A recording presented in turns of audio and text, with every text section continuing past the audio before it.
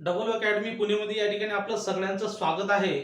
आपण आज या ठिकाणी ग्रामसेवक भरती परीक्षेची तयारी कशी करावी या ठिकाणी आपण याची सर्व माहिती पाहणार आहे की जी ग्रामसेवक भरतीची परीक्षा एप्रिल महिन्यामध्ये काय होऊ घातलेली आहे। जेणेकरून या ठिकाणी तुम्ही जर आजपासून तयारीला जर लागले असाल तर तुम्हाला या ठिकाणी काय यश हे नक्कीच मिळणार। कारण की तुमच्याकडे आजपासून कमीत कमी किती नाही म्हटलं तरी या ठिकाणी 3 ते 4 महिने आहे। जवळपास या ठिकाणी आपण 90 ते 100 दिवस 90 ते 110 दिवस आहे असे या ठिकाणी आपण पकडूया। कारण की त्यांनी एप्रिल महिन्याची वेळ दिलेली आहे, म्हणजे अजून या ठिकाणी 90 दिवस तुमच्याकडे आहे। तर 90 दिवसामध्ये आपल्याला या परीक्षेत यश मिळवायचं आहे आणि यश मिळवण्यासाठी या ठिकाणी तुम्हाला अभ्यासक्रम माहित असणं आवश्यक आहे, पेपर पॅटर्न माहित असणं आवश्यक आहे। तर या ग्रामसेवक भरती परीक्षेसाठी एकूण 100 प्रश्न असतात। किती प्रश्न असतात? 100 प्रश्न असतात। ज्या 100 प्रश्नाचे तुम्हाला 200 गुण या ठिकाणी काय दिले जातात। म्हणजे या ठिकाणी तुम्हाला एका प्रश्नासाठी 2 गुण आहेत। किती? एका प्रश्नासाठी 2 गुण असून तुम्हाला पेपर सोडवण्यासाठी 2 तास म्हणजे किती 120 मिनिटं वेळ असतो। किती असतो?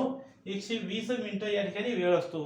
तर मित्रांनो, ही परीक्षा देण्यासाठी तुम्हाला काय काय पात्रता पाहिजे, काय काय तुमचं शिक्षण पाहिजे हे सुद्धा या ठिकाणी आपण पाहणार आहे की जेणेकरून तुम्ही या ठिकाणी ही परीक्षा काय देऊ शकता। तर जे विद्यार्थी या ठिकाणी 12वी पास असतील आणि त्यांनी कृषीचा डिप्लोमा केला असेल, काय केला असेल?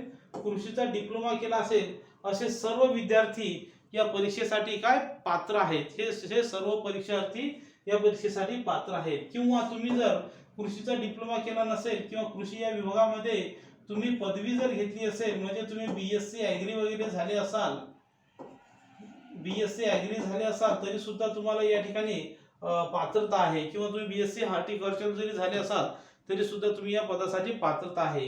किंवा जर या ठिकाणी तुम्ही 12वी कृषी केला नाही आणि तुम्ही फक्त 12 वर्ग पास असून तुमच्याकडे पदवी आहे, तर असे व्यक्ती सुद्धा या ठिकाणी या परीक्षेला पात्र आहेत। मात्र या ठिकाणी 12वीला जुन्या जाहिरातीमध्ये सांगितल्याप्रमाणे तुम्हाला 12वीला काय पाहिजे? कमीत कमी 60% पेक्षा जास्त मार्क या ठिकाणी काय असणं आवश्यक आहे, तरच या ठिकाणी तुम्ही ही परीक्षा काय देऊ शकता। तर या परीक्षेची जी जाहिरात आहे ती पुढच्या महिन्यात किंवा फेब्रुवारी महिन्यामध्ये या ठिकाणी येण्याचे चान्सेस आहेत। कारण त्यांनी तसं जीआर मध्ये जे जाहीर केलेलं आहे त्यानुसार यांचं शेड्यूल ठरलेलं आहे।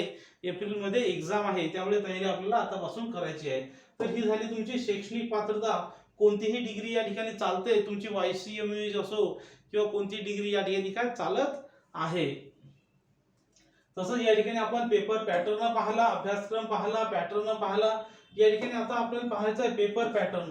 पेपर पॅटर्न मध्ये या ठिकाणी 60 आणि 40 असा रेशो असतो। किती असतो? 60 आणि 40 असा रेशो असतो।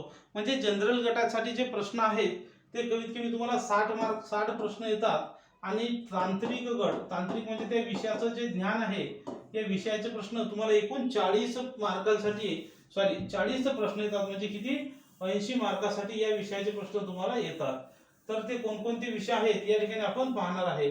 तत्पूर्वी तुम्ही ही आपली जी ऑनलाईन बॅच आहे या परीक्षेची आपण ऑनलाईन बॅच सुद्धा सुरू केलेली आहे, जेणेकरून ज्यांचं ग्रामसेवक बनायचं स्वप्न आहे हे स्वप्न काय तुम्हाला पूर्ण करता येणार आहे। ठीक आहे। तर या ठिकाणी आपण पाहताय यांचा जे 60-40 चा जो रेशो आहे, या 60-40 च्या रेशो मध्ये काय काय मिळणार आहे? तर या 60 मध्ये तुम्हाला मिळणार आहे, म्हणजे हे 60 प्रश्न आहेत, 60 प्रश्न 120 गुण आणि दुसरा जो विभाग आहे 40 प्रश्न आणि 80 गुण। तर या 60 प्रश्नासाठी कोणकोणते विषय आहेत? पहिला विषय आहे तुमचा मराठी व्याकरण। लक्षात ठेवा, मराठी व्याकरण हा तुमचा पहिला विषय आहे आणि या विषयासाठी तुम्हाला 15 प्रश्न विचारले जातात आणि 30 गुण याला आहेत। किती? 15 प्रश्न आणि 30 गुण या ठिकाणी तुम्हाला आहेत।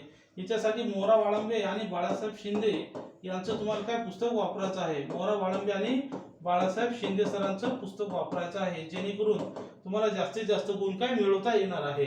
तसंच या ठिकाणी दुसरा जो विषय आहे, तर या जो ग्रामसेवक भरती परीक्षा आहे याचे जुने पुस्तकं सुद्धा तुम्हाला, जुन्या प्रश्नपत्रिका सुद्धा या ठिकाणी आपण तुमची जी बॅच आहे ऑनलाईन बॅच, त्या बॅच मध्ये आपण सॉल्व्ह करून घेणार आहे। तसंच या ऑनलाईन बॅच मध्ये तुम्हाला सर्व लाईव्ह क्लास असतील, सर्व लेक्चर तुमचे रेकॉर्डेड सुद्धा असणार आहेत। कारण की तुम्ही या ठिकाणी जॉब करत शिकत आहे, काय करत शिकत आहे? जॉब करत। त्यामुळे ते लेक्चर लाईव्ह लेक्चर तुमच्या सोयीनुसार सुद्धा पाहणार आहे। तसंच या ठिकाणी ओल्ड पेपर सोल्युशन, जेवढे ओल्ड पेपर या ठिकाणी आलेले आहेत प्रत्येक प्रश्नाचं विश्लेषण आपण घेणार आहे की हा प्रश्न कुठून आला आणि काय आला. सगळे लेक्चर डिजिटल बोर्डवर असतील.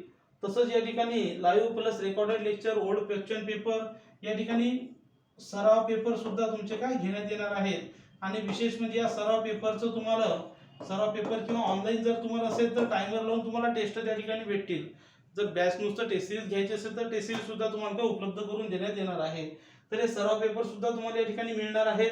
लाईव्ह प्लस रेकॉर्डेड लेक्चर, सराव लेक्चर, जुन्या प्रश्नपत्रिका आणि सर्व पाचही विषयांच्या नोट्स तुम्हाला बॅच मध्ये भेटणार आहे. ज्यांना नोट्स बॅच मध्ये नसतील पाहिजे ते घरपोच मागवू शकतात, काही प्रॉब्लेम नाही. तर दुसरा जो विषय आहे तो विषय आहे इंग्रजी व्याकरण. कोणता आहे? दुसरा विषय आहे इंग्रजी व्याकरण. इंग्रजी व्याकरणसाठी तुम्हाला one and only Balasaheb Shinde सरांचंच पुस्तक वापरायचं आहे. किंवा बाळासाहेब शिंदे सरांचं पुस्तक जर तुमच्याकडे नसेल तरी काही हरकत नाही. तुम्ही एम जे शेख सर जे आहेत त्या शेख सरांचं तुम्ही या ठिकाणी काय पुस्तक वापरू शकता. कोणाचं? शेख सरांचं पुस्तक तुम्ही या ठिकाणी काय वापरू शकता. तर या ठिकाणी तिसरा जो तुमचा विषय महत्वाचा तो आहे या ठिकाणी जीके विषयासाठी जर म्हणसाल तर या ठिकाणी 15 प्रश्न 30 गुण, इंग्रजी विषयाचे 15 प्रश्न आणि 30 गुण या ठिकाणी असतात. किती? 30 गुण या ठिकाणी आहेत. तर या ठिकाणी जीके साठी तुम्हाला वापरायचा आहे तात्याचा ठोकळा. काय वापरायचा आहे? तात्याचा ठोकळा.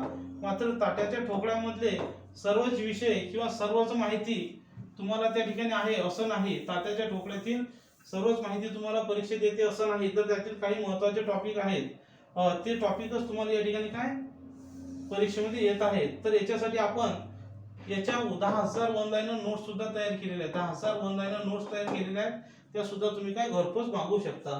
चौथा जो विषय आहे तुम्हाला या ठिकाणी फक्त सांगितलेला आहे बुद्धिमत्ता. काय सांगितलेलं आहे? बुद्धिमत्ता चाचणी. मात्र तुम्हाला बुद्धिमत्ता चाचणी नसून यामध्ये गणित विषयाचा सुद्धा समावेश आहे. काय? गणित विषयाचा समावेश आहे. 15 प्रश्न असून 30 गुण या ठिकाणी तुम्हाला मिळणार आहेत. किती? 15 प्रश्न असून 30 गुण. याच्यासाठी तुम्हाला सतीश वशे, पंढरीनाथ राणे आणि नितीन महाले या सरांचे पुस्तकं वापरायचे आहेत. कोणाचे पुस्तक वापरायचे आहेत? या तिघांचे पुस्तक तुम्हाला वापरायचे आहेत. तसंच या ठिकाणी आता राहिलं 40% साठी. आता 40% साठी तुम्हाला कोणकोणते टॉपिक आहेत? तर 40% साठी या ठिकाणी शेती विषयक ज्ञान किंवा कृषी विषयक ज्ञान या ठिकाणी तुम्हाला असणं आवश्यक आहे. ज्याच्यामध्ये महत्त्वाचे फळ पिकं, या ठिकाणी शेत जमीन, महत्त्वाचे शेतीवरचे रोग, त्यांचे औषधं, या ठिकाणी महत्त्वाचे पशु, त्यांचा चारा, त्यांचं खाद्य, त्यांचे रोग, पशुगणना, अशा बऱ्याचशा ज्या गोष्टी आहेत. त्या ठिकाणी महत्त्वाचे खतं, कंपोस्ट खत, खताचे प्रकार, शेतीचे प्रकार, सामू कसा काढतात, असे टोटल कृषी बद्दल या ठिकाणी तुम्हाला काय प्रश्न विचारणार आहे 40. आणि हे 40 प्रश्न किती मार्कासाठी आहेत? 80 मार्कासाठी आहेत.